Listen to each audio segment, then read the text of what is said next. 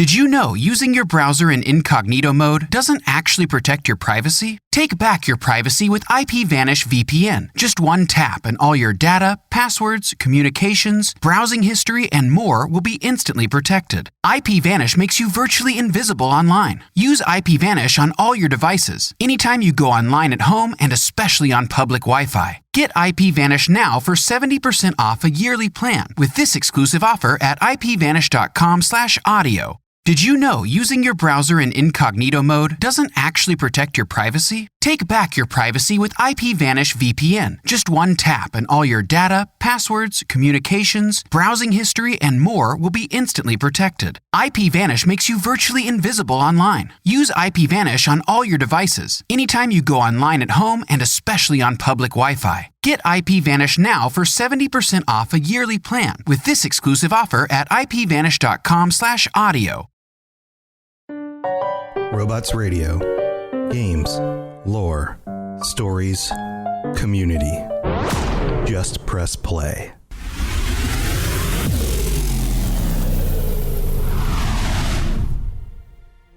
Welcome to the Fallout Lorecast, the podcast that explores the boundaries of our knowledge about the world of Fallout. Friends, welcome back to the show. We got, earlier this week, a crazy leak. These things don't usually happen, but because of the whole Microsoft-Bethesda merger thing, there was some information that was shared to the courts, and somehow stuff got leaked. In fact, we have what was a timeline from a few years ago for where Bethesda was going with a number of different releases and titles, including things like Starfield, when they were assuming that they would get that out a little bit earlier than it actually released. Also on that list was mentioned a few remakes, both for Oblivion and for Fallout 3. So this is exciting news, because if these things are still in production and are eventually going to be released still, then we, as Fallout fans, are looking at a Fallout 3 remake. And so this episode, I will be diving into what exactly that means, when I think it might be coming, and more importantly, what I expect there to be, or at least hope for there to be, in a remake that will truly make this game worth playing through again. And then stay till the end, because I have a really crazy idea about how they could make this work. And I'm not sure it's going to happen, but I think it could, maybe. You'll see what I'm talking about when we get to that part of the show. So thank you for being here, and let's dive in. Here is my thoughts on a Fallout 3 remake. Here we go.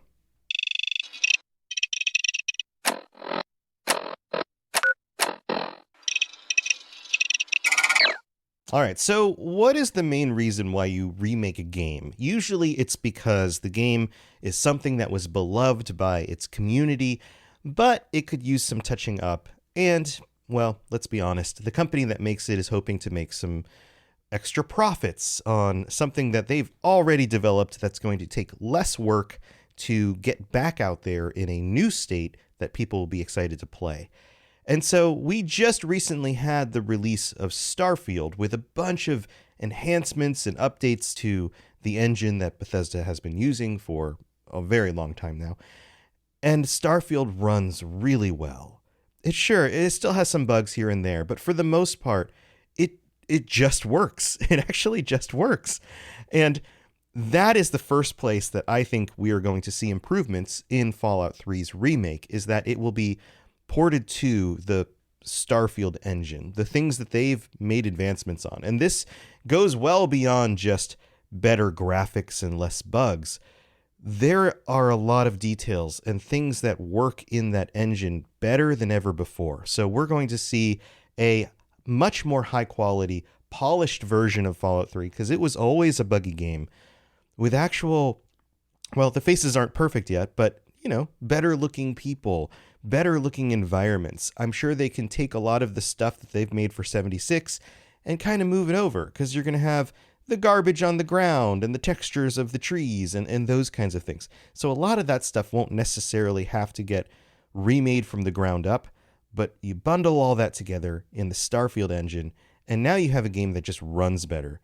Because let's be honest, Fallout 3 is really hard to get running on today's hardware. Modern computers, they just don't want to run Fallout 3. Fallout 3 in New Vegas, getting to work on your system today is a whole process in and of itself. And there's lots of mods and questions and answers out there about how to make that work. This would just work from the beginning. So that's kind of a obvious one. Let's talk about the improved graphics. If you haven't played Fallout 3 recently, and I'm talking within the last few years, go back and if you can play it, or look up some videos. Those textures are very low resolution, extremely low resolution, especially when you're talking to a character and there's like a wall behind them or something that's up close. The resolution of the game was very, very low. And this didn't bother me at the time when it came out, because this is just the state of where games were back, 15, 16 years ago. But for today, those graphics just don't hold up. So I'm looking forward to seeing a DC area that's a little bit more crisp and clean. But also, when you go back and play these games, there are still items strewn all over the place. But so much of not only the graphics, but the actual geometry of the world is very low poly as well. This is another one of those things that you notice when you go back and play these older games. The character models are low poly, but even the things in the world tend to be very low poly. So updated actual meshes for a lot of the objects and characters would be nice. But then also the fact that it still kind of feels empty. This is one of the big advancements of the last 2 generations of, say, consoles, is the ability to have just more stuff around. And whether that's little pieces of grass sticking up through the wasteland, or it's garbage kind of just sitting in a corner of a room, or it's more items to pick up or whatever, the complexity of our environments has improved, so it feels less like we're in these boxy areas with 1 or 2 things in them at a time. So I'm looking forward to improvements in that regard as well. Let's talk about the technology a little bit here. And I'm not just talking about game engines. I'm talking about the hardware that we play games on, because the world has changed since Fallout 3 came out. Today, many people are able to play modern games on portable devices like the Switch or the Steam Deck. And Fallout 3 would benefit extremely from being able to play on a Steam Deck or a Switch, and to make that natively. Now, that raises some questions. Is Microsoft going to release something like this on the Switch? Well, there's 2 thoughts here. One is maybe they do the Starfield thing, and they go, okay, this is only coming out on Xbox and PC because those are our platforms. That's where we're going to make the most money, and it's going to drive sales of Xboxes. That's what they did with Starfield. But they released Skyrim on the Switch, and a lot of people have bought Skyrim or rebought Skyrim in order to play it on a portable device.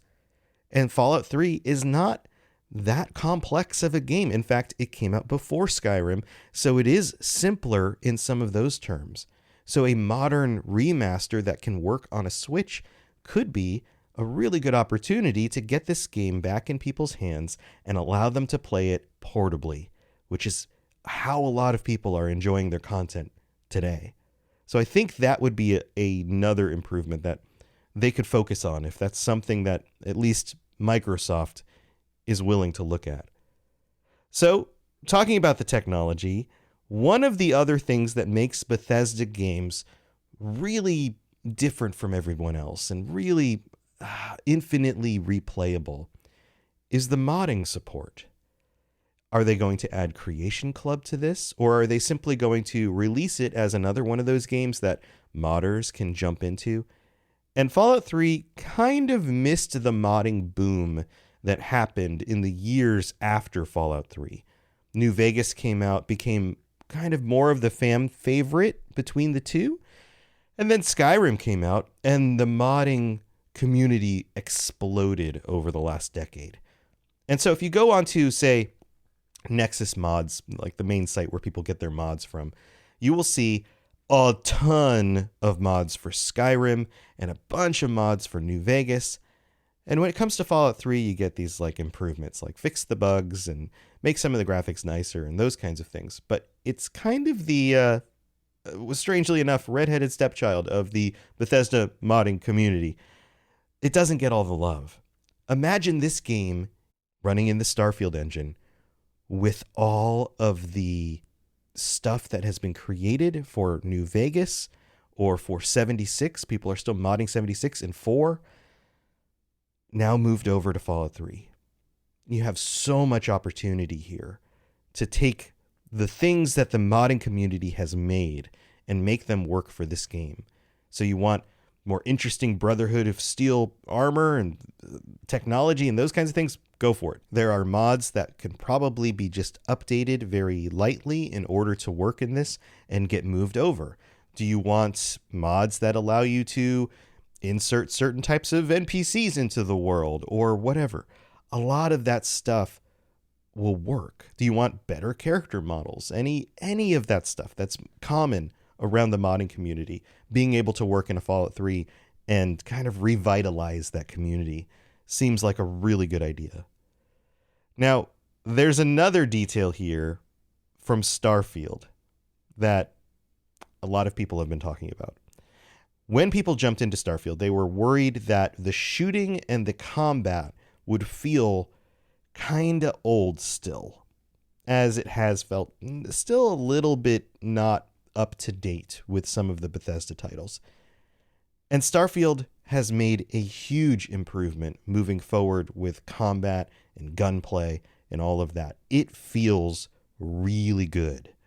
So those improvements moving to Fallout 3 would be amazing. And I'm not saying VATS should go away. There's no VATS in Starfield. But if you decide to run around and shoot a bunch of people without having to use VATS, if it plays like Starfield, that would be amazing. I'm sure everybody would love that. And it seems kind of a obvious bar, along with some of these other things. They seem a little bit obvious. But at this point, it feels like a necessary improvement. All right, 2 more need to have improvements. And do I want to be that firm about it? Need to have? Must have? I'm super hoping that they're in there. These 2 are... okay, so I'm going to do these in the reverse order of what I was originally going to say, because I think the last one will be a surprise that I even brought it up. So this one, as with many remakes, you get sometimes new content now added into the actual original game. So you get like, hey, here's a bunch of the original stuff, and then maybe there's a new fun little quest line over here, or a new little dungeon, or a new little location, or something like that. Absolutely. I would love the current Bethesda team to work into this game something new to find. And my first thoughts are, okay, give me a new quest line that takes me to a new location. Maybe there's an underground location, maybe a new vault. That would be awesome. Maybe some new characters with some actual voice dialogue, just like the rest of the game has. All of that stuff. Maybe a new awesome weapon. Something that I can go, okay, I'm going to explore this game. And then if I'm going around and not even paying attention, maybe I run into this and I go, wait a minute, was this in the original one? I don't remember this here. And then I get to do a bunch of new stuff in the old game. And so you have all the same old content. It shouldn't infringe on any of that old content, but maybe there's something new that pops up. And so that becomes a marketing thing too. You know, like, hey, you remember this game? You can play through the whole thing, but there's an extra, 6 hours of content, 8 hours or 10 hours of content, 20 hours of content, however much they want to add in. I would be happy with that. That sounds good to me. All right. So here's the last point, and we've got all these improvements that I've listed here, but there's one thing that I really don't want to change at all. In Fallout 3, it is iconic because the game has kind of a green hue over everything. Your Pip-Boy screen is green, the UI is green, the world and the environment itself has kind of this green pallor over everything. And I don't want that to change. I feel like that makes Fallout 3 iconic in a way that we just don't see in modern games. I've spoke a lot about Starfield. If you go to different locations in Starfield, you get these different, it feels like filters on the screen.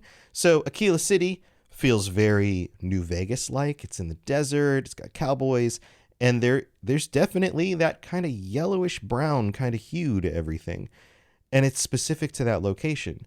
You go to other locations, and depending on the planet you're on with the atmosphere and all of those things, there's kind of a different hue. If you actually pay attention, it's like they're filtering the screen in slightly one direction or another. It's kind of like in movies where they color correct different scenes digitally in order to evoke a certain feeling.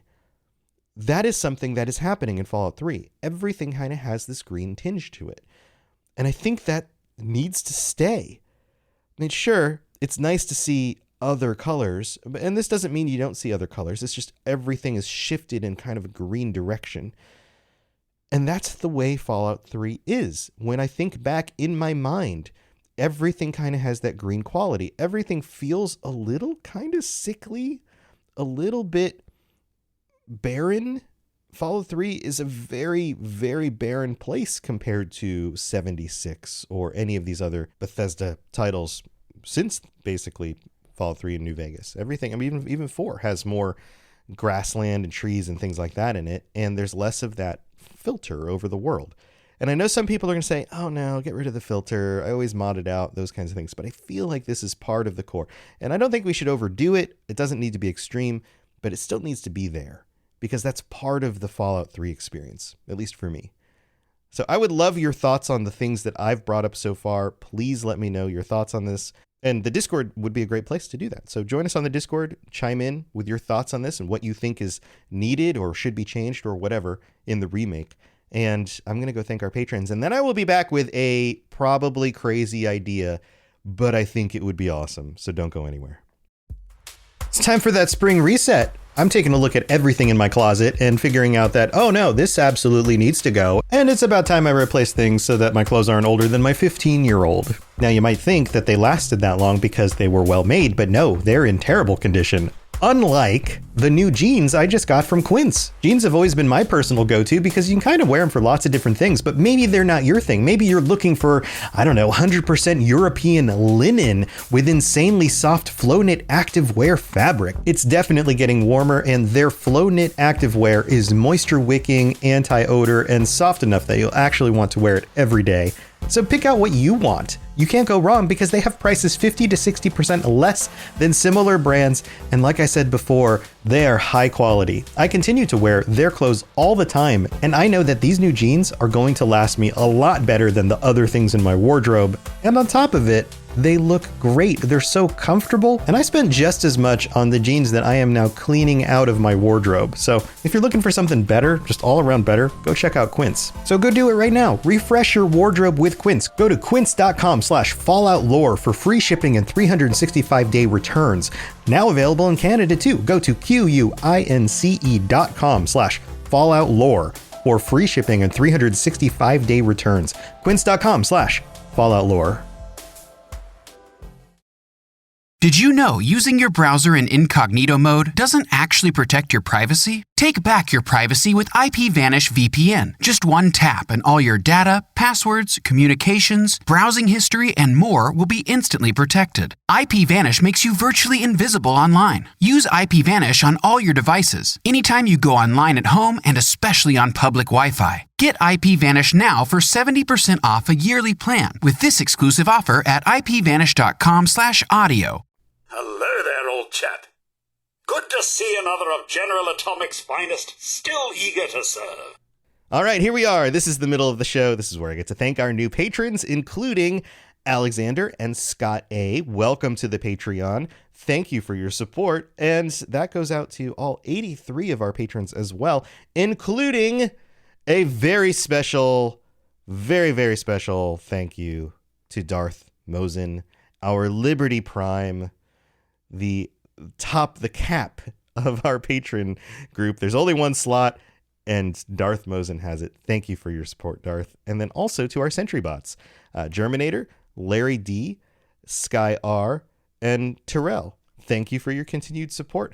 The patron chat is coming up very soon, just a week from today. We're going to keep it on a Wednesday. We kind of moved it from Tuesdays to Wednesdays right now. It's Wednesday the 27th at 9 p.m. Eastern. So if you would like to join us, you have plenty of time to sign up still in order to make that happen. And we'd love to have you. You just have to sign up as a tier 4 patron or higher, and you can join us. And basically, if you're just looking to support the show, any of the tiers are wonderful. I appreciate all of the support. So get ad-free episodes and t-shirts and all sorts of stuff. Patreon.com/Fallout Lorecast for all of that. Also, we got some new reviews this week. If you leave a 5-star review on Apple Podcasts, I will read it out on a future episode of the show. This one comes from Dylan Tatum, I think is the last name there, from the United States, who writes, "Wow, just wow, super entertaining, currently listening in order, and I just finished the Mr. Handy. Thanks so much, robots, and I'll catch up to listen to your reactions. Sorry if this review says no stars. This is my first time leaving a review on Apple Podcasts, but I give it 5 stars. No, you got it. You did it right. It shows 5 stars. Thank you for your consideration on that and for leaving that review. This next one comes from Midwest Gamer in the US, who writes, "Amazing show. Fall of 2022, while working on a job site, I decided to look up something to listen to and was curious to know if there were any Fallout podcasts. And then I saw the Fallout Lorecast, and within 9 months, spring of 2023, I had listened to every single episode that was uploaded. Just note that I would listen to it for 8 hours. Tom or Robots is an amazing host. I love the lore, love the patrons episodes at the end of each month. As of today, I am on episode 190 of the Elder Scrolls Lorecast. I definitely would recommend this podcast 10 out of 10. Well, awesome. Thank you for joining us, Midwest Gamer, and for being here for multiple shows and all of that. I do appreciate it. We've got 2 more quick ones. This one comes from Australia, from Lady3x3, who writes, "To Robots, I have been listening since the first episode." That's awesome. I'm so glad you've been here this whole time. Thank you for the 5-star review. And then one more from Ethan R. Gardner in the United States, who writes, "Wow, 5 stars. Phenomenal podcast. Really well done in research." Well, thank you so much for your kind words. Also, if you listen on Spotify, you can review the episodes there. You can leave a 5-star rating on there, or whatever podcast you're listening to. There might be a way to do that as well. And telling your friends and sharing with your family and other people who like the Fallout stuff. Super helpful. So thank you to all of you for that. Let's move on with the rest of the show. If you have any questions about Nuka World, I'd be delighted to answer them. All right. So I said I had one crazy idea. I think I might have one other concept and then the crazy idea. So the concept is, what are they going to do to release this? Like, when will this be coming out? My theory here is this will be co-released with the TV show. We're going to get the TV show coming out sometime in 2024. At least that's the last I saw of the update for when we're going to have that. And just before the show comes out, as the buzz starts to pick up, as we start to get more trailers and all of that stuff, we're going to get an announcement. By the way, we remade Fallout 3, and it's coming out in tandem with the show. Because if you're a fan of the show and you're new into Fallout, you go, oh, there's a new game I can pick up, and it's not 76, because they're still fighting the old, 5-year-old messaging about how terrible that game was, even though they fixed so much of it. We're going to get a release that coincides. That's my theory. And I think that's fun, because that means we get to replay Fallout 3 sometime in the next year. So exciting stuff. But here's my really crazy thought. A lot of people have been pushing for a different kind of update to Fallout 76. We get these new locations you can go visit, but it's basically a dungeon that you fast travel to.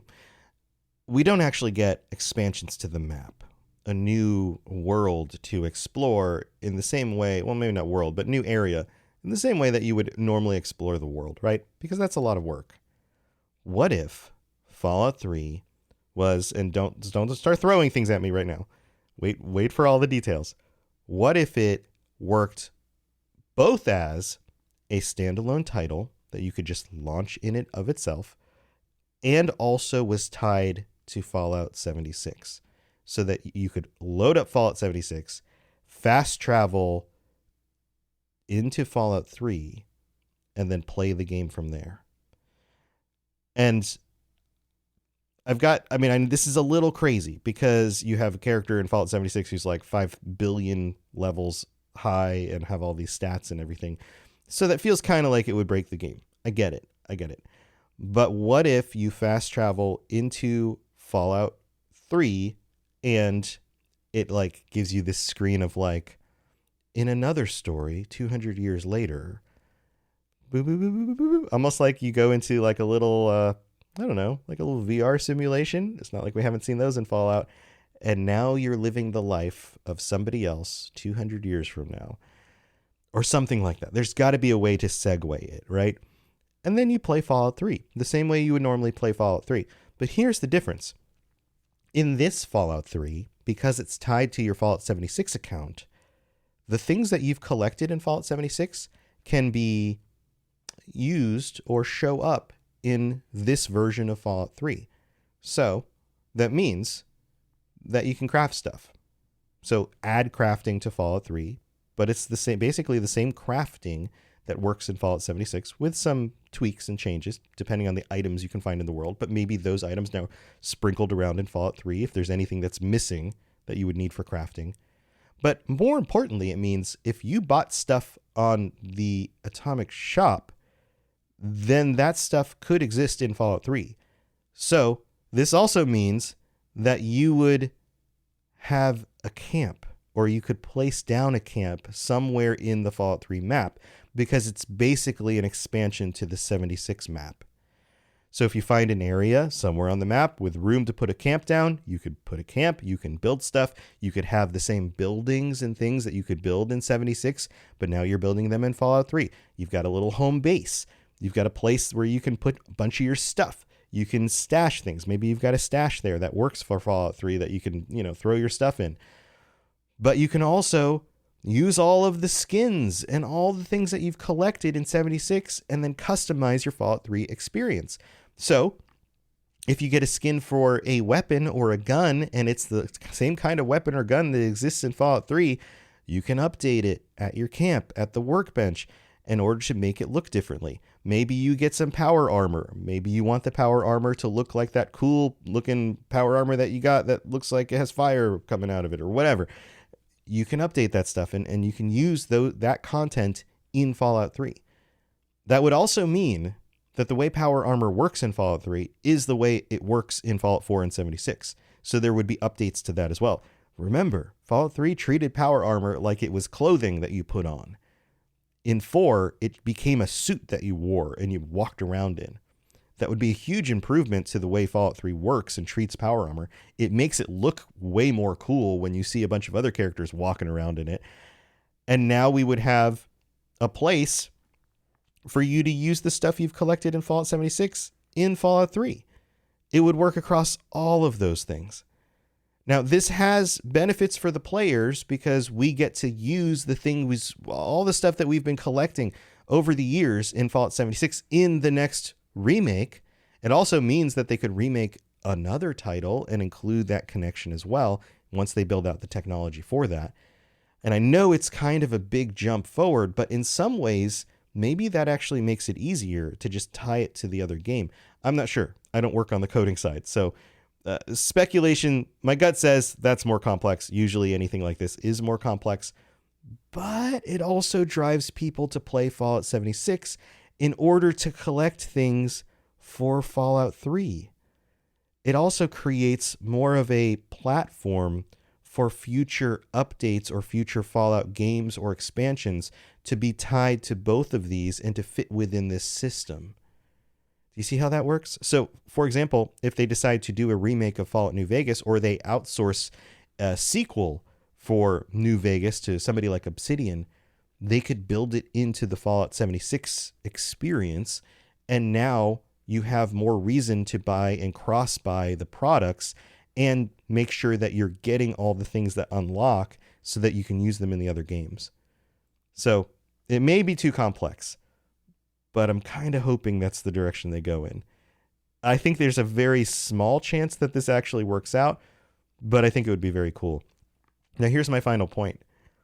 What if, and thinking about Fallout 76, one of the key components of playing 76 is the fact that it's multiplayer.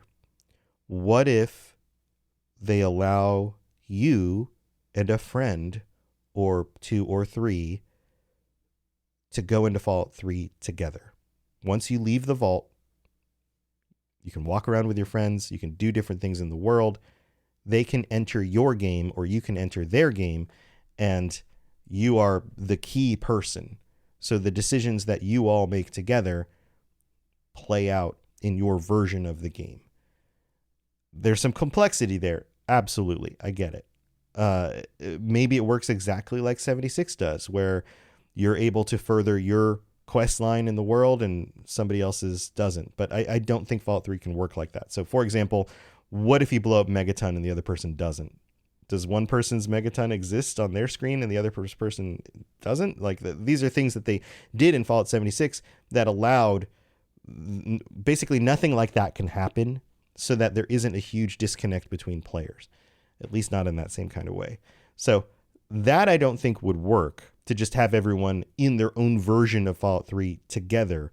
But I think it could work if people can join one person's game and then run around and basically create things that last in their version of the game.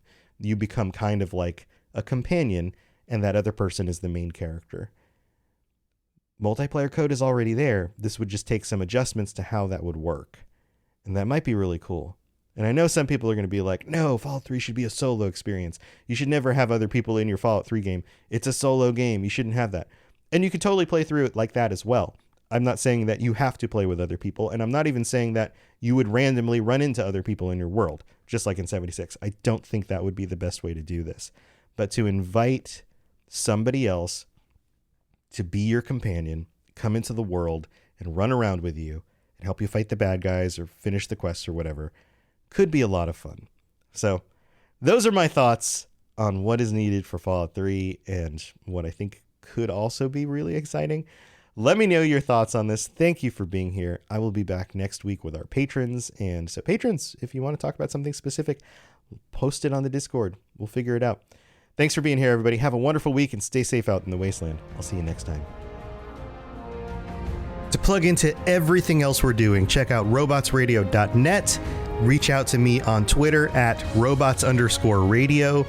Check out the Robots Radio Rocket Club, where you can join me and a bunch of our other creators creating your podcast, starting a new podcast, or helping your current podcast grow. There's more information about that on robotsradio.net as well. And you can always talk with us and the entire community, over 2,000 people on the Robots Radio Discord. Come join us. We'd love to chat with you. See you guys next time.